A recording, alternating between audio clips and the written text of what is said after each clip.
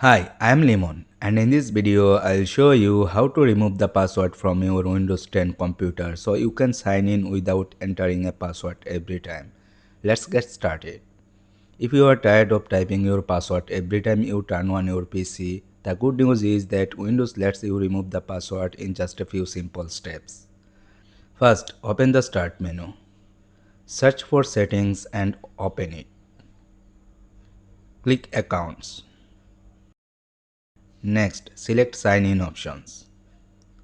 Click Password to expand it. Then click Change.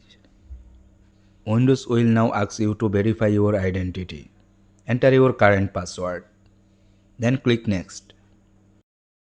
On the next screen, you will see boxes for a new password, password confirmation, and a password hint. To completely remove your password, leave all three of these boxes empty. Don't type anything into them. Now click Next. Windows will confirm that your password will be removed. Click Finish. That's it. Now under Require Sign In option, select Never. Your Windows password has now been removed. The next time you start your computer, you won't be asked to enter a password to sign in. If you don't see the option to remove your password, you are most likely using a Microsoft account instead of a local account.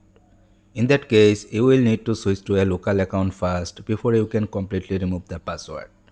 And that's it. You have successfully learned how to remove the password from your Windows 10 computer and sign in without entering a password. If this video helped you out, leave a like and subscribe for more simple and easy to follow tech tutorials.